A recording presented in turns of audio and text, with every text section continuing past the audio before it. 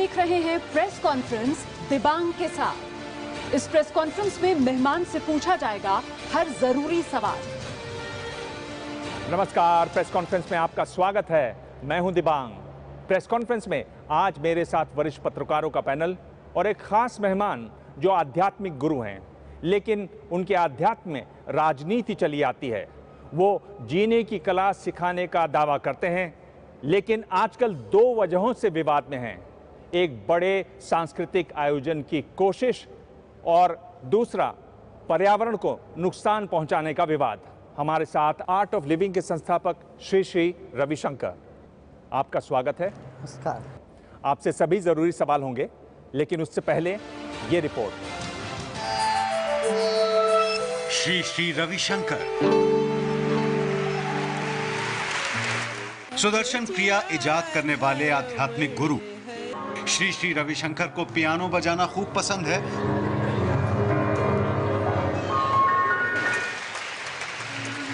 तो वीणा के तार पर भी लय बांधना वो खूब जानते हैं। बीबीसी के मुताबिक फिल्म दोस्ती में मोहम्मद रफी का गाया गाना चाहूंगा मैं तुझे उनके फेवरेट गानों में से है। चाहूंगा मैं तुझे सांझ सवेरे। श्री श्री रविशंकर 13 मई 1956 को तमिलनाडु में जन्मे। 25 साल की आयु में सुदर्शन क्रिया इजाद की। 10 दिन तक मौन रहकर सुदर्शन क्रिया सीखी। 1982 में जीने की कला सिखाने वाले आर्ट ऑफ लिविंग की स्थापना की। सदा हंसने, मुस्कुराने और नाचते रहने का संदेश देते हैं। महर्षि महेश योगी के प्रिय शिष्य रहे श्री श्री रविशंकर। पिछले साल तनाव के हालात से जूझ रहे इराक में भी सेंटर खोला। शरणार्थी शिविरों का दौरा भी किया। 2004 में पाकिस्तान के उन नेताओं से भी मिले जो विश्व शांति स्थापना के पक्षधर थे। श्री श्री रविशंकर प्रधानमंत्री नरेंद्र मोदी के करीबी समझे जाते हैं। हाल ही में श्री श्री रविशंकर को पद्म विभूषण सम्मान से सरकार ने सम्मानित भी किया है। हालांकि इससे पहले श्री श्री ने ये पुरस्कार लेने से इनकार कर दिया था। ये जो एक इतना बड़ा आप श्री श्री आयोजन कर रहे हो और इस तरह के विवाद, इसको कैसे देखते हैं? नहीं, मुझे आश्चर्य होता है कहीं और किसी और देश में मैं ऐसे काम करने के लिए चल पड़ूं, लोग हमको रेड कार्पेट लगा के वेलकम करेंगे। देखिए, एक विद्यार्थी ने इस पर रिसर्च का वो पेपर भी किया है, एनालिसिस किया है। उसने कहा 4 दिन में दिल्ली की जीडीपी 45% बढ़ेगी इस एक कार्यक्रम से, और देश भर में 0.62% जीडीपी पे इसका असर है। सबको अप्रिशिएट करना चाहिए। दिल्ली में वर्ल्ड कल्चर फेस्टिवल का जो आयोजन कर रहे हैं, इसकी आवश्यकता क्या है? 3 चीजें जोड़ती है लोगों को। एक तो क्रीड़ा, खेल, दूसरा है इकोनॉमिक समिट, व्यापारी लोग मिल जाते हैं हर देश के, और तीसरा है कला। कला के क्षेत्र में दुनिया भर के लोग इकट्ठे होंगे। फिर दुनिया को एक इससे संदेश मिलेगा कि हम सब एक है। जो ये जो खाई बन गई समुदायों के बीच में, धर्मों के बीच में, उसको जोड़ना है। इसका सख्त ज़रूरी है आज। और जब आतंकवाद से दुनिया जूझ रही है, उनको एक संदेश देना चाहिए। अच्छे लोग सब हम इकट्ठे हैं, और हमारा जो आर्ट ऑफ लिविंग का हमेशा ये रहा, वसुधैव कुटुंबकम, सारी दुनिया एक परिवार है। इसका प्रदर्शन करेंगे वहाँ पर। एक नया ट्रेंड दिखाई दे रहा है। एक बाबा हैं, उन्होंने तो आटे का नूडल बना दिया। अब बोल रहे हैं कि 2020 तक उनका जो टर्नओवर होगा वो 20,000 करोड़ हो जाएगा। एक और दूसरे बाबा हैं, उन्होंने 150 प्रोडक्ट अभी लॉन्च किए। मैं बात कर रहा हूँ रामदेव की, गुरमीत राम रहीम की। आप भी, आपके पास भी ये बाबा लोग इस तरफ कहाँ मुड़ रहे हैं? आप लोग इस तरफ जा कहाँ रहे हैं? ये आप भटक नहीं रहे हैं क्या? पता है क्यों नहीं जाए?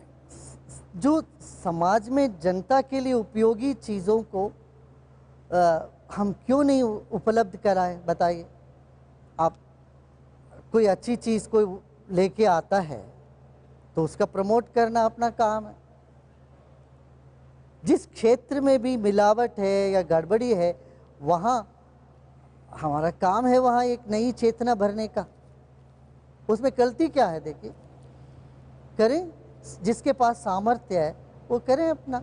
नहीं, पर आप लोग इसलिए थोड़े ही निकले थे, आप जो शुरुआत किए थे जब आपको वो सही लगा बात। था, तो आप शुरुआत तो किसी और किए थे। आप ये कहाँ जंगल जंगल अब कहाँ भटकेंगे, तुलवाएंगे सामान, नफवाएंगे, बिकवाएंगे, पैसा का हिसाब रखेंगे ना, आप, हम क्योंकि तो- वो काम अभी खत्म नहीं हुआ है जिसके लिए आप लोग निकले थे। हाँ, नहीं, ये हम प्रेरणा देंगे, ऐसे लोग हैं ना। देखिए हमारे साथ हजारों लाखों युवा जुड़े हुए हैं, सबको अपने अपने काम में प्रेरणा देना हमारा काम है। हम क्यों नहीं करें प्रेरणा? किसी को व्यापार में इंटरेस्ट है, हम कहेंगे ठीक है आप करिए। पर प्रेरणा कहाँ दे रहे हैं आप? तो खुद आप लोग लॉन्च हो ना, गए हैं, ना, खुद ना, आप लोग ऐड भी करने लग गए हैं कि इसको खाइए, इससे आपकी दिमाग साफ होगा, ना, इससे ना, दांत साफ ना, होगा। देखिए, किसी भी एक चित्र रखना हो तो उसके लिए एक चौखट की ज़रूरत पड़ती है, एक फ्रेम की। मगर वो फ्रेम हमेशा चित्र से छोटा होना चाहिए। फ्रेम इतना बड़ा हो जाए चित्र गायब हो जाए, जो आप कह रहे हैं वो बात सही है, हम वैसे नहीं होने देंगे। किसी भी चीज़ जो है ना, उसका चौखट जो है जितना होना चाहिए उतना रखेंगे। तो बाबाओं के लिए भी एक कानून बनेगा कि सामान बेचना है तो कैसे बेचो। हाँ बिल्कुल, कानून के बाहर कोई बाबा नहीं है। कहीं ना कहीं ऐसा तो नहीं है कि जो जिस शिद्दत से और जिस पैशन के साथ आपने मोदी का और बीजेपी का सब समर्थन किया, उसकी वजह से आपको सोशल मीडिया पे एम्बैरेसमेंट भी सामना करना पड़ रहा है। डॉलर पे आपने जो प्रिडिक्शन की थी वो तमाम चीज़ें, वो उस पैशन के पीछे ये वजह तो नहीं थी जो आज हो रही है कि अब बिज़नेस आपको एक फेवरेबल पॉलिटिकल इन्वायरमेंट मिल गया है, तो आप अब बिज़नेस जो पहले आपका इतना बड़ा नहीं था, जिस तरह से आप टीवी पे आ रहे हैं और एडवर्टीजमेंट कर रहे हैं, बाबा रामदेव भी वही कर रहे हैं, ये बहुत बड़ा इल्ज़ाम आप दोनों पे लग रहा है कि आप दोनों ने ही इनकी बहुत सपोर्ट किया था और आज सबसे ज़्यादा फ़ायदा उठाने वाले आप दोनों ही हैं। ये बिल्कुल गलत। देखिए, झूठ को 100 बार कहने से सच नहीं हो जाता। पहली बात तो डॉलर 40 रुपया हो जाएगा, ये बात मैंने नहीं कही, ये सिटी बैंक ने कही थी। मैं उस बात को रीट्वीट ही किया था मैंने। सबसे पहली ये बात है, हम कहाँ इकोनॉमिस्ट है कि डॉलर का क्या बात हम कैसे करेंगे, नंबर 1। दूसरा, इस सरकार से हमने कभी कोई फ़ायदा नहीं उठा। हमारा हमेशा चलता रहा, हमारा आयुर्वेद कॉलेज है, देश के सबसे बढ़िया कॉलेज है अपना। 10 में से 16 रैंक्स हमारे कॉलेज को मिल रहा है लगातार पिछले 5 वर्ष से, और देश के सबसे बेहतरीन आयुर्वेदिक हॉस्पिटल अपने यहाँ है। तो हम जो भी काम करते हैं उसमें बेस्ट से बेस्ट करेंगे, बढ़िया से बढ़िया ही करेंगे काम। अच्छा, हम किसी एक पार्टी विशेष से नहीं, ऐसा देखा जो तो आप पार्टी से भी हमको पूरा सपोर्ट मिला। जो भी बुद्धिमान देखता है ये जो काम जो हो रहा है ये अद्भुत काम है, वो सब साथ में खड़ा हो जाता है, चाहे किसी भी पार्टी का क्यों ना हो। अखिलेश यादव जी ने कहा, गुरुदेव ये तो बहुत बढ़िया काम है, हम आपको हेल्प करेंगे। उन्होंने एक पॉन्टून ब्रिज वहाँ लगाने के लिए उन्होंने वो तैयार हो गए। अरविंद केजरीवाल जी ने कहा कि जो भी चाहिए, ये तो दिल्ली का सौभाग्य है, ये दिल्ली में हो रहा है ऐसा बड़ा काम, ये कहीं और भी हो सकता था।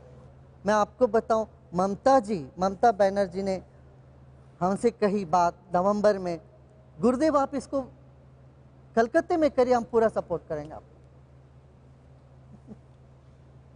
He said salt lake stadium पूरा हम हेल्प करेंगे, आप पूरा यहाँ शिफ्ट करें। तब तक हम ऑलरेडी यहाँ सब कर चुके थे, इसलिए उनको कहा अगले बार हम कलकत्ते में करेंगे। हमने कहा मौलिक रूप से महाराज जी आपने शुरू किया था कि लोगों के जीवन में आनंद और प्रसन्नता लाएंगे, सही है। तो क्या वो किसी तरह का आपने कंफ्यूजन, हेलुसिनेशन क्रिएट करने की कोशिश की थी, या आने वाले जो आज आप कर रहे हैं अपने प्रोडक्ट्स की मल्टी लेवल मार्केटिंग का कोई स्ट्रेटजी थी? ये दुनिया भर के अखबारों में है, मेरी अपनी राय नहीं है, तो इस पर आपका क्या, कैसे इसको जस्टिफाई करते हैं आप? वहाँ से कहाँ से चले थे और कहाँ पहुँच गए महाराज जी? देखिए, व्यापार भी समाज का एक अंग है कि नहीं? व्यापार कोई चोरी नहीं है, व्यापार कोई माने निकृष्ट काम नहीं है, वो भी एक सम्मानित काम है ना। इतना कहते हुए मैं कहूँगा, यदि वर्ल्ड इकोनॉमिक फोरम संतों को बुलाता है, वहाँ फेथ लीडर्स का उसमें एक चैप्टर खोलता है, तो क्या वो लोग बेवकूफ़ हैं? क्यों? वो लोग जानते हैं नैतिकता व्यापार में भी ज़रूरत है। अध्यात्म की ये विशेषता है, वो ये हर क्षेत्र में कामयाब हो सकता है और ज़रूरी है। जहाँ अध्यात्म हट गया वहाँ नैतिकता हट जाती है, वहाँ लोगों में तनाव बढ़ जाता है। कई बाबा हैं बड़े विवाद में रहते हैं और ये लगता है कि भाई किसी को कोई ज़मीन पसंद आई तो उसने भगवा रंग का, हरे रंग का, सफ़ेद रंग का, किसी रंग का एक झंडा लगा लिया, एक वहाँ बना लिया, उस पर कब्जा कर लिया। क्या बहुत आम लोग, साधारण लोग उनके झांसे में आके सब कुछ लुटा भी बैठते हैं? एक बाबा हैं, वो कहते हैं आपका काम नहीं बन रहा तो आपके संदूक में जो कंबल है उसको छत में सूरज में रख दीजिए अपना कंबल, तो आपका काम बन जाएगा। इस तरह की बातें सुनते हैं और लोग उसको फॉलो भी करते हैं। जितने भी बड़े बाबा हैं, गुरु हैं, क्या ये बैठ के कुछ ऐसा नहीं बना सकते कि भाई ये बाबा हैं, इनको बाबा माने, इनको ना माने, ताकि जो आम लोग हैं, साधारण लोग हैं, उनको भी एक मार्गदर्शन मिले? कई लोगों ने तो दुकान बना ली है, वो ना हो। नहीं, ये बात मैं सहमत हूँ। देखिए आजकल क्या हो गया, एक ट्रेंड हो गया, सारे बाबा सब बाबा माने कुछ गलत ही करेगा, वो कोई अच्छा करने वाला है ही नहीं, इस तरह की एक धारणा बनने लगी। ये गलत है। देश में साधु संत महात्मा बहुत अच्छे काम करने वाले हजारों में हैं, उनमें से इक्के दुक्के ऐसे भटके भूले भटके लोग भी हैं। तो हम इन्हीं को आज ज़्यादा प्रोजेक्ट करते हैं, इनकी बातों को लेके सब पर एक तरह का एक रंग चढ़ा देते हैं। ये सही नहीं है। मैं आपकी बात से सहमत हूँ। एक कोई नियम होना चाहिए, एक कोई बॉडी होनी चाहिए देश में जो देखे, जो धर्म के ओड में आकर के किसी को एक्सप्लॉइट ना करे, किसी को गलत फ़ायदा ना उठाए। इसके लिए हमारे पास कोई नियंत्रण नहीं है। आज देश के मुख्य लोग सब इकट्ठे होकर के एक निर्णय लें कि वो पहले से इनको सतर्क करें, जनता को सतर्क करें और धर्म का दुरुपयोग कर रहे हैं उनको भी सतर्क करें। तो मैं इस बात पर आपसे सहमत हूँ, तो ज़रूरी है। पर इसमें तो फिर आपको तो मुश्किल नहीं होनी चाहिए। आप नरेंद्र मोदी जी, प्रधानमंत्री जी को इतनी अच्छी तरह जानते हैं, आप उनको अगली बार चाय पर मिलें या उनको आप चिट्ठी लिखकर इस पर बात बढ़ा सकते हैं, क्योंकि इसका जनता से आपको भारी समर्थन मिलने वाला है। इससे सरकार से ज़्यादा संतों के साथ मिलके एक काम हो सकता है, सरकार से मिलके नहीं। इस तरह की एक बॉडी होना बहुत आवश्यक है देश। साधु संत जो होते हैं वो राजाश्रय से दूर, सत्ता से दूर, लोगों को एक अध्यात्म की ओर, आत्मिक शांति की ओर ले जाने, और संत भौतिक चीज़ों से, भौतिक सुखों से दूर होते हैं। आधुनिक भारत के जो संत हैं उनकी वो उल्टी दिशा में चल रहे हैं। 7 स्टार 5 स्टार आश्रम होने चाहिए, महंगी से महंगी दुनिया की गाड़ी होनी चाहिए, सारी सुख सुविधाएं होनी चाहिए।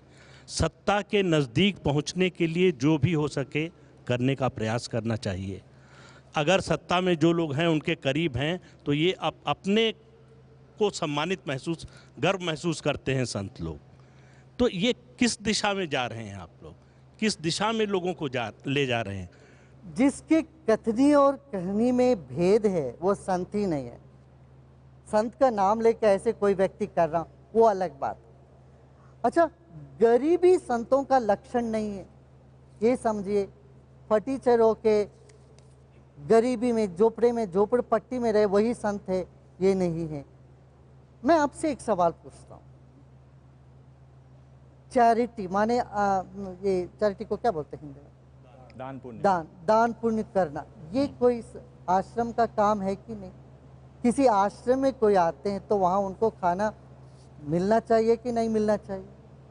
दूर से आता है कोई व्यक्ति, कहता है कि मेरे पास दवा नहीं है, शरण में आता है मेरा किडनी फेलियर, उसको सहायता देनी चाहिए नहीं देनी चाहिए? अब इतने बच्चे हैं, अशिक्षित बच्चे, उनको शिक्षा देना चाहिए कि नहीं देना चाहिए? और ये सब क्या खाली बर्तन से दान हो जाएगा, खाली बर्तन से भोजन मिल जाएगा? नहीं, आप एक तरफ से ये देखते हैं साधु संत महात्मा माने सिर्फ स्वार्थी होके हिमालय में ना बैठे, समाज में उतरे, विवेकानंद जी जैसे काम किए हैं, ऐसे गांव-गांव गली-गली घूम के काम करें। और ये सोचते हैं और उनके पास कोई धन भी ना होना चाहिए। देखिए, आर्थिक चीज़ भी धर्म का एक अंग है, इसलिए हमारे देश में धर्म, अर्थ, काम, मोक्ष ये चारों साथ में लेके गए पुरुषार्थ। तो आपकी बात मैं ये मानता हूँ, कोई इस चीज़ों में खो जाए, लोगों से बल वो या अपनी शक्ति लोगों से मिले उसको, कि वो संत ही नहीं है। अपने से सबको शक्ति मिले वो संत है। रॉबिन हुड है। चाहे राजनेता हो या कोई भी हो, उनको भी तनाव से मुक्त जीवन की ज़रूरत है। आज यदि कोई ठोक के बताएंगे उनको, तो वो सिर्फ संत ही बता सकते। किसी की गलती पर उंगली उठा के उनको दिखाएं, देखो ये गलत कर रहे हो आप, वो संत कर सकते हैं। नेताओं को, सरकार को सीधे तौर पर अगर कोई बोल सकता है तो संत बोल सकते हैं। जब आप उनसे ज़मीन की, पुरस्कार की अपेक्षा करते हो, नियमों में ढील की अपेक्षा करते हो, तो कैसे आप उनसे बेबाक होकर कुछ बोल सकते हैं? पिछले साल मैंने पुरस्कार वापस लौटा, मैंने मना कर दिया लेने से मैंने मना कर दिया पुरस्कार, कि हमने सोचा बहुत लोग हैं, इसके लिए मुझे पुरस्कार से मुझे कोई फ़र्क नहीं पड़ने वाला, मैं तो काम कर ही रहा हूँ। अच्छा, लोगों ने पूछा आप विदेश से कोलंबिया के इतना बड़ा पुरस्कार क्यों लिए? कोलंबिया के सबसे श्रेष्ठ पुरस्कार मैंने इसीलिए लिया ताकि देश का उसका नाम, पहली बार भारतीय या एशिया के कोई व्यक्ति को वहाँ का सर्वश्रेष्ठ पुरस्कार मिला, तो वो मैंने स्वीकार किया। फिर इस साल मैंने इसीलिए पुरस्कार स्वीकार किया कि एक बड़ा माहौल बन गया, लोग पुरस्कार वापस लौटाने में अपने आप को बड़ा गर्व समझते थे। मैं उस ग्रुप में नहीं शामिल होना चाहता था, इसलिए इस बार जब पुरस्कार मिला मैं सहर्ष स्वीकार किया। मगर ये मत सोचिए एक पुरस्कार से हमको कोई बांध लेगा, हमको कोई बांध नहीं सकता। कोई गलती करे तो हम सीधा खड़े होकर के उनकी गलती पर उंगली दिखा के दिखाएं, जो भी परिणाम हो हम वो परिणाम भुगतेंगे, मगर जहाँ उंगली दिखाना हो वहाँ ज़रूर दिखाएंगे। बहुत सारे लोग ज़मीन के लिए, नियमों में ढील के लिए राजनेताओं के चक्कर काटते हैं, और यहाँ तक कि पुलिस प्रोटेक्शन के लिए, सुरक्षा के लिए। पुलिस प्रोटेक्शन के लिए। ये और बात राजनेता सही। भी उसको समझते हैं और दोनों एक दूसरे में बात करते हैं, मुस्कुराते हुए दिखाई देते हैं। देखिए, फिर भी मैं यही कह रहा हूँ कि आप सबको एक ही चश्मा से देखते हैं। मान लीजिए कोई पुलिस प्रोटेक्शन किसी ने दे दिया, इसका मतलब ये नहीं है वो गुलाम हो गए उस बात को ना। संत वही है जो अपने स्टैंड को मजबूत बना के रख, अपनी सिद्धांत पर अड़े रहे। जो सिद्धांत को सैक्रिफाइस कर देता है, फिर जनता भी उससे निराश हो जाएगी। नरेंद्र मोदी के लिए एक पोषक वातावरण पूरे भारत में बनाने का काम जो हुआ है, उसमें आपका भी बहुत बड़ा हाथ रहा है। आप भले ही उसे कुछ और कहें, लेकिन आम आदमी की नज़र से ये बात पक्की थी कि सीसी जी ने बहुत मदद की। और जब चुनाव का समय आया तो बाकायदा कोटा बांधा गया। मैं जिस क्षेत्र में रहता हूँ दिल्ली में, वहाँ के जो सांसद हैं वो आपके कोटे से टिकट लेके आए और चुनाव जीते। क्या ये आपको लगता है कि आध्यात्मिक गुरु को राजनीति में इतना सक्रिय होना चाहिए? आध्यात्मिक गुरु लोग, जब समाज में भ्रष्टाचार बढ़ जाता है, अन्याय बढ़ती है, और कोई राजनेता बोलता है तुम एक बार वोट कर लिया तो उसको रब करके दोबारा जाके वोट दो, इस तरह की अनीति करते हैं, कुनीति करते हैं, तो हाथ बांध के बैठ नहीं सकता। खड़ा होकर के उनको बोलना पड़ेगा और बोलते रहेंगे, चाहे उसका परिणाम कुछ भी हो। इसका परिणाम बुरा हो, अच्छा हो, जो भी झेलना पड़े व्यक्तिगत रूप में, व्यक्तिगत एक परिस्थिति को क्या अपना एक प्रशंसा या निंदा को न देखते हुए उनको खड़ा होना पड़ता है और खड़ा रहेंगे। लेकिन चुनाव लड़ने के लिए अपने एक किसी फॉलोअर को आगे करना और उसको उस कोटे में, क्योंकि महेश गिरी जो चुनाव लड़े वो नासिक में थे, दिल्ली में थोड़ा बहुत काम किया, जिस क्षेत्र में काम किया, मैं 25 साल से रह रहा हूँ, मैंने भी पहली बार नाम सुना था उनका जब टिकट अनाउंस हुआ। तो ऐसे आदमी, क्योंकि मोदी लहर में तो वो जीत गए, लेकिन ऐसे आदमी को राजनीति में, पार्लियामेंट में भेज के श्री जी को क्या मिला, ये मैं पूछना चाहता हूँ। मुझे कुछ नहीं, देखिए किसी को राजनीति में जाना हो तो मैं क्यों रोकूं? वो एक, देखिए हर एक व्यक्ति को यहाँ हम भेड़ बकरी नहीं बनाते हैं, सब फॉलोअर नहीं बनाते। हर एक को हम युवा प्रशिक्षण करके युवा नेतृत्व प्रशिक्षण देते हैं। तो अब यहाँ से नेता भी बनना शुरू हो जाएंगे। बिल्कुल बिल्कुल। हमने इनको, अब उनका मन था, वो कई दिन से वो कह रहे थे मैंने यहाँ बहुत सामाजिक क्षेत्र में काम किया है, मैं चुनाव लड़ूं। मैंने कहा मैं किसी से आपको रिकमेंडेशन नहीं करूँगा, मैं किसी के पास नहीं बोलूँगा, आपको टिकट मिले आप करो, मगर जैसे आप राजनीति में उतरोगे हमारी संस्था से रिज़ाइन पहले देना पड़ेगा। सो संस्था से उन्होंने रिज़ाइन किया, फिर उन्होंने जाके वहाँ पर चुनाव लड़े। हम कभी किसी को किसी भी क्षेत्र में जाने के लिए मना नहीं करते, अपराध के क्षेत्र को अलावा। रविशंकर जी, आपने कहा स्वयं कि आपने मोदी जी का समर्थन किया, कैसे आंकते हैं आप उनके कार्यकाल को अब तक? और ये भी ध्यान में रहे उन्होंने 2 बहुत ही लोक लुभावन नारे दिए थे कि भाई अच्छे दिन आने वाले हैं, तो क्या वो अच्छे दिन चल रहे हैं, आएंगे? दूसरी बात, बीजेपी ने कहा कि सबके खाते में 15-15 लाख रुपए आएंगे। लोग विपक्ष वाले कहते हैं भाई 15,000 रुपये पेशगी पहले भिजवा दो, बाकी बाद में भिजवाते रहना। कैसे आप देखते हैं उनको, जो प्रॉमिसेस किए कहाँ तक डिलीवर किए? अब ये 2 साल का मैं जब देखूंगा, वैसे तो जर्नलिस्ट आप लोग उसको अच्छे से जानते हैं, ताकि मैं तो घूमता रहता हूँ दुनिया भर में, पर जहाँ तक मेरे समझ में है कदम सही दिशा पे चल पड़ी है, मगर आशा अभी काफ़ी है। अब प्रॉमिसेस को अभी उनको डिलीवर करने के लिए और थोड़ा वक्त देना चाहिए, और देखेंगे 1 साल 1.5 साल के बाद फिर परखेंगे क्या हो रहा है। मगर मैं ये कहूँगा कि सभी लोग तृप्त हो गए क्या, खुश हो गए? एकदम नहीं, करने के लिए बहुत कुछ काम है, सवाल भी बहुत है, सुधार भी बहुत लाना है। तो इसमें एक तरीके से आप इसी शो पर बाबा रामदेव भी थे और उन्होंने कहा कि मैं जवाब नहीं दे पा रहा, कहीं भी मुंह दिखाने के काबिल नहीं हूँ, इस भाषा में थे वो। उनसे आपको ज़्यादा उम्मीद है? मुझे उम्मीद है। एक तो बात है, मैं ये कहूँगा अंतर्राष्ट्रीय स्तर पर भारत की जो एक पोजीशन है वो अच्छी हुई है। आजकल भारत को सुनने के लिए लोग तैयार हुए हैं, तो एक अंतर्राष्ट्रीय स्तर पर एक अच्छा माहौल हुआ है। और दूसरी बात है कि समाज में जो गरीबों के लिए, निम्न स्तर के लोगों के लिए जो काम होना, उसमें बहुत आगे बढ़ना है। अभी बहुत कम है, काम इतना नहीं हुआ जितना होना चाहिए, मगर मैं थोड़ा समय और वेट करके देखूँगा। रविशंकर जी, अभी जो आप बात कह रहे हैं उसमें एक बड़ी समस्या हमारे देश में असमानता की। आपको क्या लगता है कि कैसे असमानता दूर की जा सकती है? असमानता दूर करने के लिए जितने बिजनेस हाउसेस हैं, इनको अधिक से अधिक कॉर्पोरेट रिस्पॉन्सिबिलिटी निभानी पड़ेगी। CSR इनका, कॉर्पोरेट सोशल रिस्पॉन्सिबिलिटी, इस पे इनको काम करनी पड़ेगी। दूसरी बात है हमारे युवाओं को आत्मविश्वास जगाना।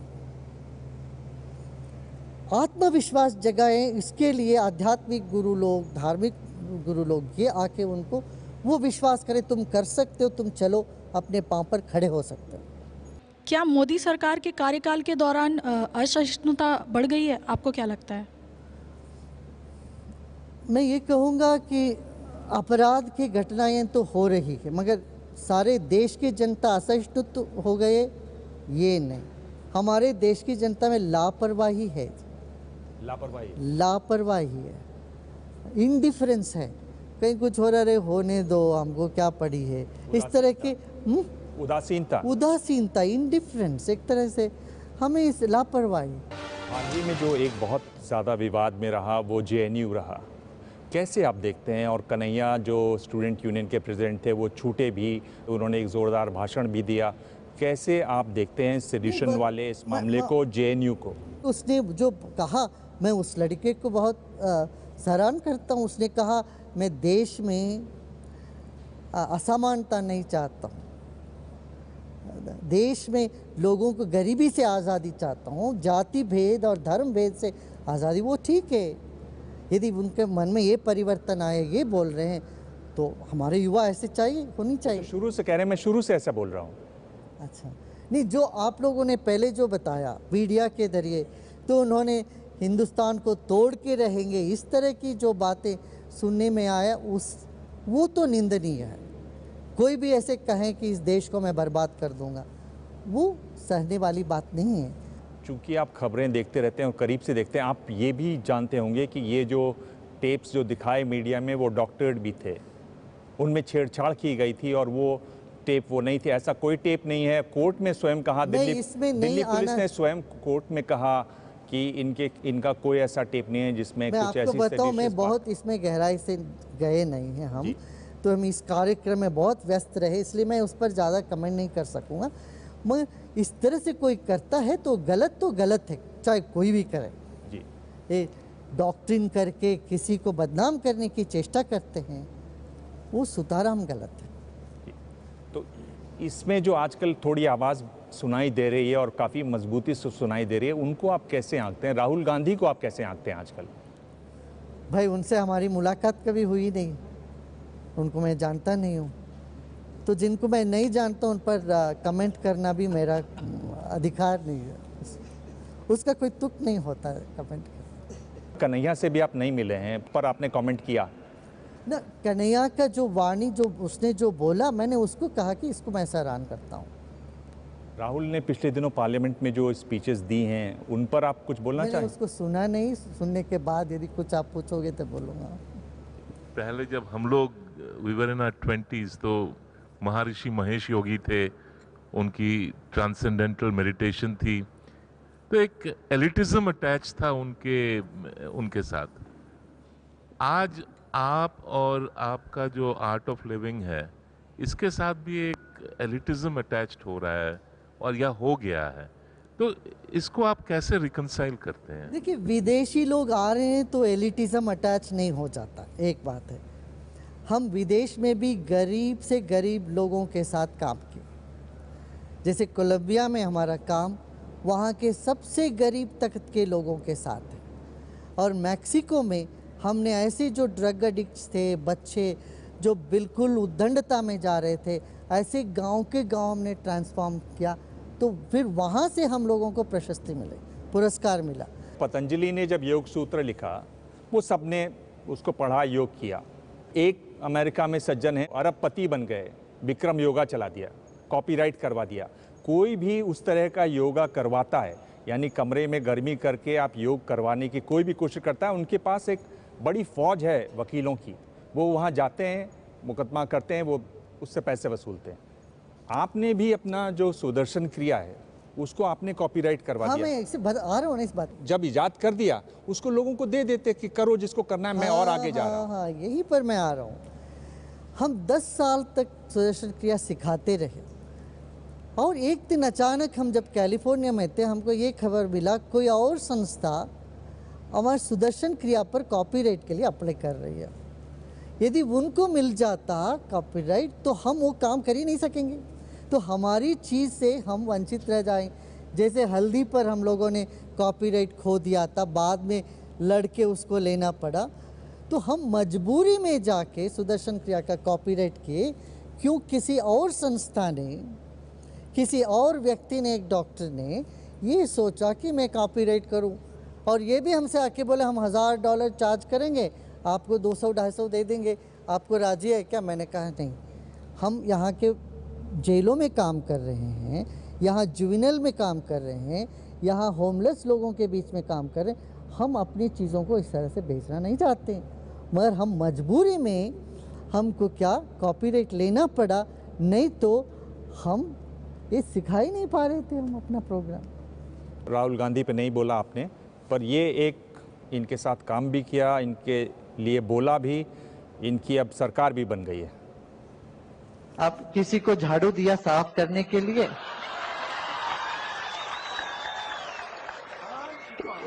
उनको बोलो पहले आंगन साफ करे, फिर अंदर घर में सफाई बाद में हुई। अब आंगन साफ नहीं हुआ, 2 दिन यहाँ के आंगन साफ सफाई के लिए झाड़ू दिया, अब तुरंत उनको अंदर का भी काम दे दिया। ना आंगन साफ होगा, घर का अंदर की कोई चीज साफ होगी, ठीक है ना? और हमेशा देखना कौन सी हाथ पकड़ी हुई है झाड़ू को, ऐसा धोखा ना हो जाए। जिनको बदलना चाहते हैं वही फिर वापस आ जाए दूसरे रूप लेकर के। इसमें तुम लोग सतर्क रहो और देश को एक मजबूती देना, मजबूती के लिए काम करो। नहीं, मैं ये किसी एक व्यक्ति विशेष की बात नहीं कर रहा हूं। झाड़ू ने तो हाथ को भी साफ ही कर दिया बिल्कुल, दिल्ली में तो कहीं बचा नहीं हाथ। नहीं, पहली बार तो हाथ के हाथ में ही था। पहली बार जब सरकार बना वो हाथ के साथ ही बना है सरकार। पहली बार जी, पहली बार। उसके बाद उन्होंने पूरी मेजॉरिटी में आके काम कर रहे हैं। कैसे उनका सराहना कर। नहीं, अरविंद जी को मैं पहले से जानता हूँ, काफ़ी दिन से जानता हूँ। बहुत अच्छे व्यक्ति हैं, उनमें निष्ठा है, कुछ करने के लिए प्यास है, विचार है उनका। तो मैं उनको बताता रहता हूँ, आप करिए पूरा। जब वो लोकसभा में उतरे, मैंने अपना उनको साफ साफ बताया, भाई आपने इसको नहीं काम किया, आप चल पड़े देश भर को काम करने के लिए। पहले तो उनको पसंद नहीं आई ये बात, उनको काफ़ी हर्ट भी हुआ। फिर बाद में उन्होंने माना, जो बात मैंने कही उस बात को उन्होंने माना। एक जो बड़ी समस्या जो देश में है, जिसमें जो भी धार्मिक लोग हैं वो बहुत दिखाई देते हैं, उनकी बड़ी सुनी जाती है, वो अयोध्या में राम मंदिर की है। उस पर आपकी क्या राय है? हमने भी इस पे पहल करी कई साल पहले, अभी 15-20 साल पहले, 2001 में, 2 में, 3 में सभी समुदायों के लोगों को साथ में बिठा के बातचीत करी। देखिए, ये कोई मंदिर बनता है तो संघर्ष से नहीं होनी चाहिए। दो समुदायों के बीच में आपसी लेन देन हो, एक मैत्री भाव से बने, तब उसमें एक आनंद है, उसमें उसकी एक वैशिष्टता है। तो हमारी यही प्रयत्न रहेगा, दोनों समुदाय मिल के इसमें से सियासी चीज़ हट जाए, राजनीति हट जाए, इससे धार्मिक लोग आगे आए, मिलकर के इसका एक समाधान निकाल दें, यही सूक्त होगा। कोर्ट से आएगा तो भी एक बड़ा मौका हम खो जाएंगे। दो समुदाय के बीच में एक आपसी लेन देन का, एक सौहार्द का, एक मित्रत्व का, मैत्री का, एक बांधव्य का प्रदर्शन का एक बहुत अहम एक मौका है, वो खो जाते हैं।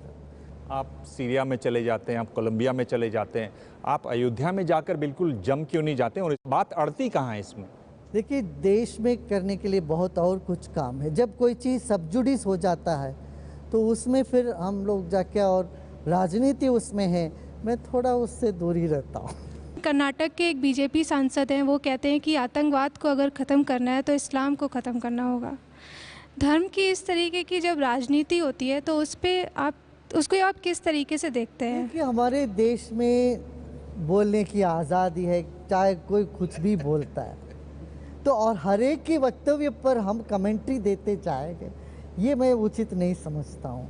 लेकिन आप एक समुदाय के सभी लोग गुंडे नहीं होंगे, बदमाश नहीं होते हैं, गलत नहीं होते।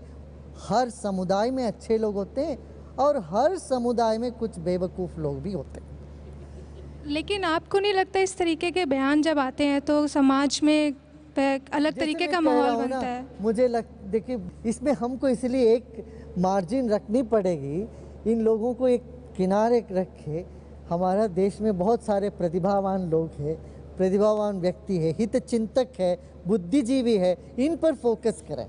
नहीं तो ये इस तरह से कुछ गलत बयान देते, वो मीडिया का पूरा अटेंशन लेके बैठते हैं। बीजेपी में तो कुछ लोग हैं, छोटी छोटी बात पे पाकिस्तान भेज देते हैं। ऐसे लगता है जैसे कोई ट्रैवल एजेंसी हो या पाकिस्तान टूरिज्म बोर्ड के ब्रांड एम्बेसडर्स हैं ये सब। जो सुनने वाले हो तो बोलना भी फ़ायदा है, और कुछ लोग ऐसे हैं जिनका कान बंद है, वो सिर्फ बोलते हैं, सुनते नहीं किसी की।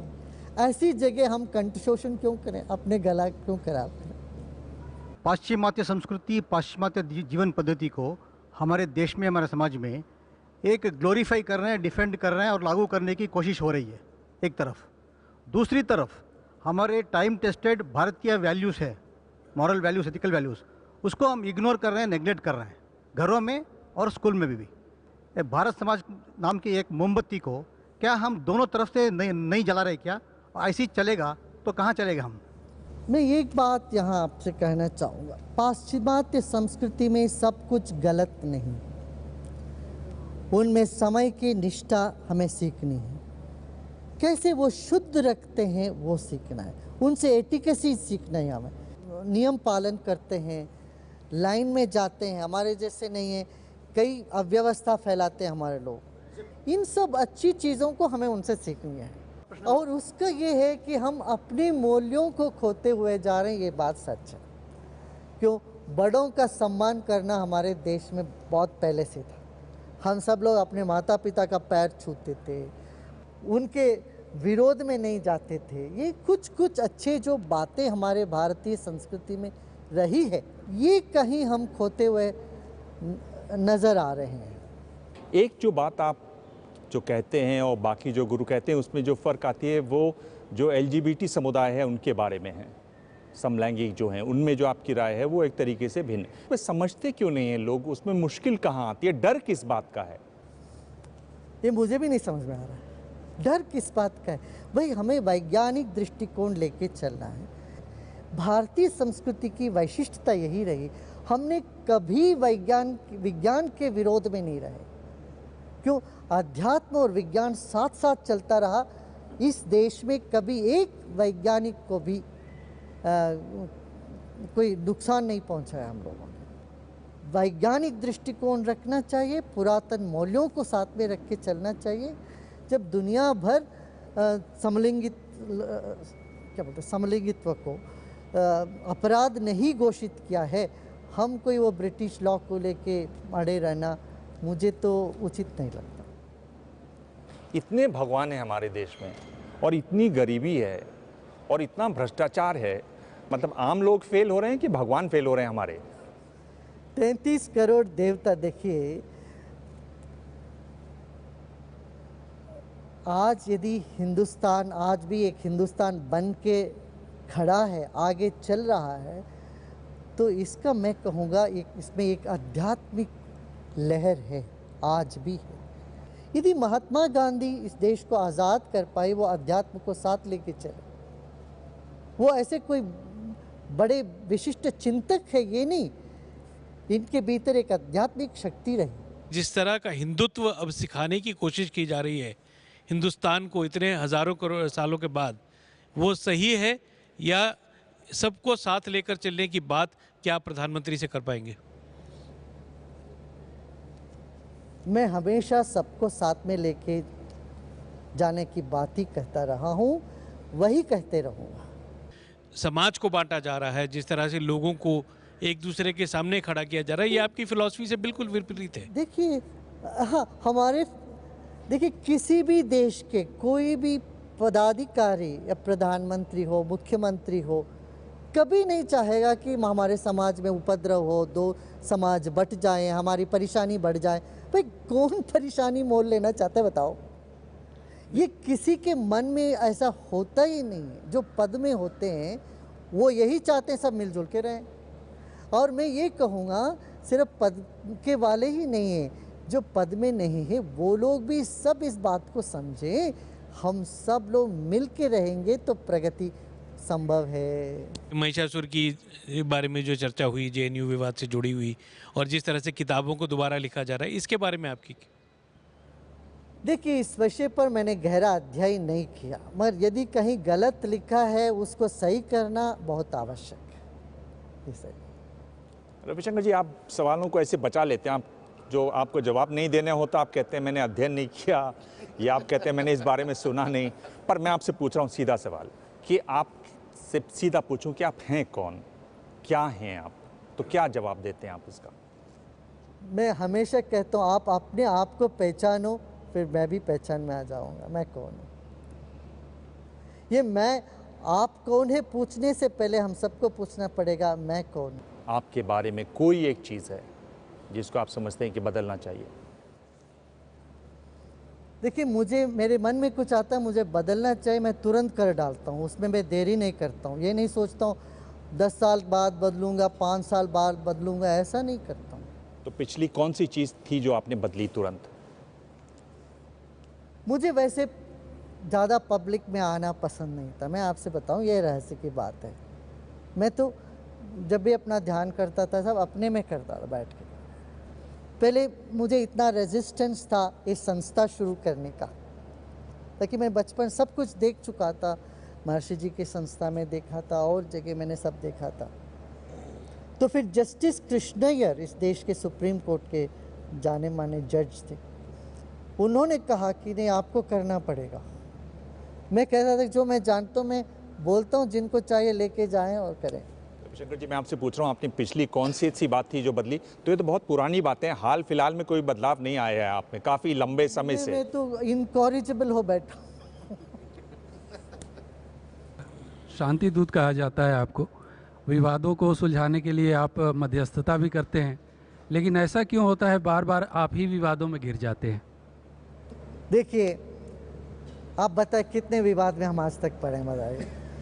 शायद हर विवाद में मैं बहुत अपना देख के चलता हूँ, हर कदम फूंक के रखता हूँ और जो बोलता हूँ उसमें पक्के खड़े रहता हूँ। ये बात, इसके बावजूद विवाद खड़ा हो जाए विवाद, मैं उससे डरता नहीं हूँ, चाहे 100,000 विवाद आए, 100 विवाद आए। ये दौर है रैपिड फायर का। रविशंकर जी, रैपिड फायर का दौर है। मैं आपसे 5 सवाल पूछूंगा। हाँ। हर सवाल के साथ 2 ऑप्शन दूंगा, उनमें से आपको एक चुनना है। अच्छा। और तीसरा ऑप्शन आपके पास है कि आप कह सकते हैं पास, आपको जवाब नहीं देना। और 5 में से आप 3 जवाब देते हैं तो ये गिफ्ट है आपके लिए एबीपी न्यूज़ की तरफ से। ठीक है, शुरू करें? शुरू करिए।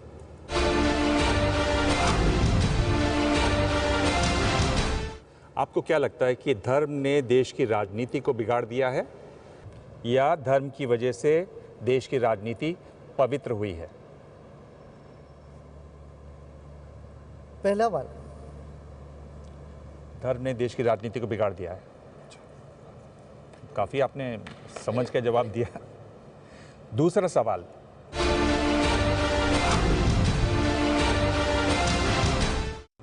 देश का राष्ट्रीय ग्रंथ क्या होना चाहिए, भगवत गीता या हमारा संविधान? संविधान है, संविधान में वेद के मंत्र हैं। अब हमारा संविधान समाप्त होता है संगच्छध्वम संवदध्वम, ऋग्वेद के मंत्रों से समाप्त होता है। चलिए, तो सुषमा स्वराज जो कह रही थी उससे आप सहमत नहीं हैं?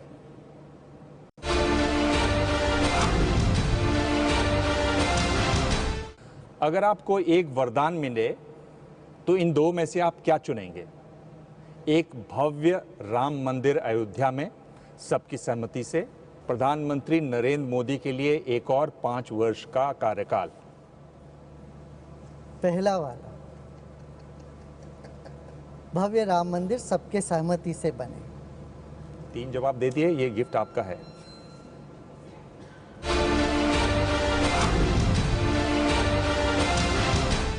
आम लोगों में ज्यादा आकर्षण किसको लेकर है, धर्म को लेकर या राष्ट्रवाद को लेकर? राष्ट्रवाद को लेकर काफी आकर्षण है। युवा पीढ़ी में राष्ट्रवाद अधिक चल रहा है। ये आसान सवाल है, 5वां। भारतीयों में उदासीनता ज्यादा है या असहिष्णुता? उदासीनता। उदासीनता। ये मेरे ख्याल से पहली बार हो रहा है कि किसी ने 5 में से 5 ही जवाब दे दिए हैं।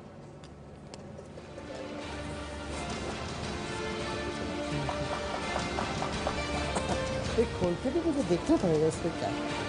प्रेस कॉन्फ्रेंस में आज इतना ही। अगले हफ्ते मिलेंगे एक और खास मेहमान से। तब तक ताज़ा खबरों के लिए देखते रहिए एबीपी न्यूज़।